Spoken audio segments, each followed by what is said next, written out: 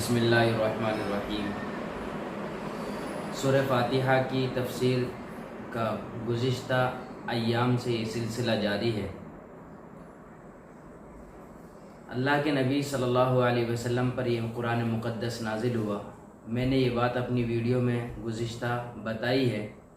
اور اب میں یہ بتانے کی کوشش کروں گا کہ الحمدللہ رب العالمین، یہ اللہ تبارک و تعالیٰ نے شروعات ہی اس چیز سے کی ہے، الحمدللہ، یعنی تمام تعریف اللہ کے لیے ہیں۔ اگر انسان غور کرے کہ اس چیز پر، تو نظر آتا ہے کہ جیسا کہ کوئی بھی چیز ہو، ہم اس کو دیکھتے ہیں، مکان ہو خوبصورت ہو، یا کسی شخص کو دیکھتے ہیں بڑا خوبصورت ہوتا ہے، یا کسی منظر کو دیکھتے ہیں، یا پہاڑ کو دیکھتے ہیں، نظارہ کرتے ہیں کسی چیز کا، تو ایک الگ ہی دیکھ کر اس کو خوشی ملتی ہے، اور آدمی دیکھ کر حیرت کرتا ہے کہ کتنا خوبصورت اس نے اس کو بنایا ہے۔ یعنی بہت سی چیزیں ایسی ہیں جس کو انسان دیکھ کر خود تعریف کرنے پر مجبور ہو جاتا ہے، اور پھر جب وہ تعریف کرتا ہے اس بنانے والے کی، تو آپ اس سے اندازہ لگائیے کہ جس نے اتنے بڑے بڑے پہاڑ بنا دیے ہوں، اتنے بڑے بڑے درخت بنا دیے ہوں، اور بڑے بڑے سمندر بنا دیے ہوں، تو کسی انسان کے بس کا نہیں تھا۔ اور پھر آپ جائیے خوبصورت جھیلوں میں، خوبصورت چشموں میں، وہاں جا کر دیکھیں کیا دلکش نظارے ہوتے ہیں،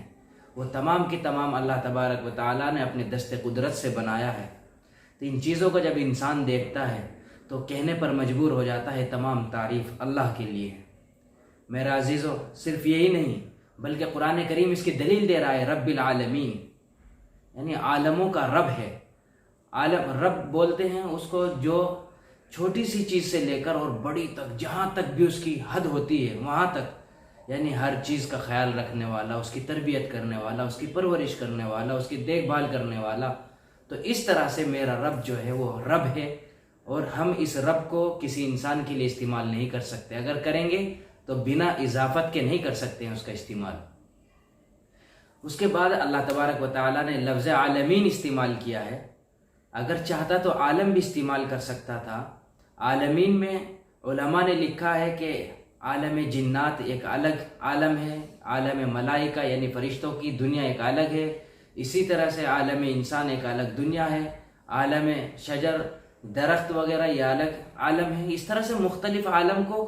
گنایا ہے، لیکن امام رازی رحمۃ اللہ علیہ فرماتے ہیں کہ اللہ تبارک و تعالیٰ نے 40,000 عالم بنائے ہیں۔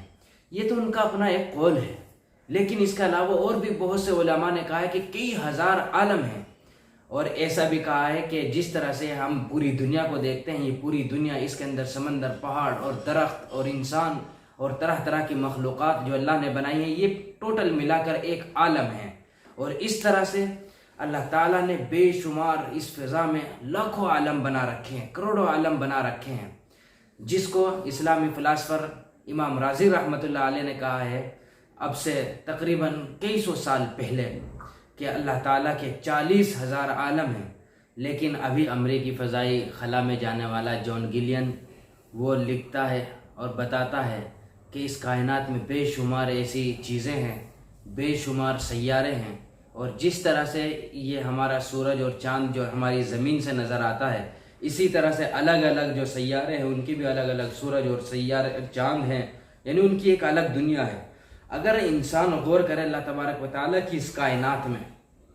تو قسم خدا کی انسان مجبور ہو جاتا ہے اللہ تبارک و تعالیٰ کی تعریف کرنے پر۔ تو اس لیے ہمیں چاہیے کہ جب ہم ان ساری چیزوں کو دیکھیں اور غور کریں، تو پھر ہمیں چاہیے کہ ہم ان پر غور کرتے ہوئے کہیں تمام تعریف اللہ کے لیے جو سارے جہانوں کا پالن ہار ہے، پالنے والا ہے۔ اس چیز میں ہمیں اس بات کی بھی طرف قرآن کریم اشارہ دے رہا ہے کہ اس نے ہمیں ہر خارجی چیزوں کی وجود کا ہمارے ذہنوں سے صفایا کر دیا، اور یہ ایک پیغام ہمارے ذہنوں میں قرآن کریم کی آیت بٹھا رہی ہے کہ اگر ہے کوئی ذات تعریف کے لائق تو صرف اور صرف اللہ کی ذات ہے۔ تو اس لیے ہمیں چاہیے کہ ہم اللہ تبارک و تعالیٰ کو اپنا رب مانیں، اور اللہ تبارک و تعالیٰ کے علاوہ کسی کو اپنا رب نہیں ماننا چاہیے۔ قرآن کریم شروعات ہی اس چیز سے کر رہا ہے کہ تمام تعریف اللہ کے لیے جو سارے جہانوں کا رب ہے، پالنے والا ہے۔ اللہ تعالیٰ ہمیں صحیح باتوں پر عمل کرنے کی توفیق مرحمت فرمائے۔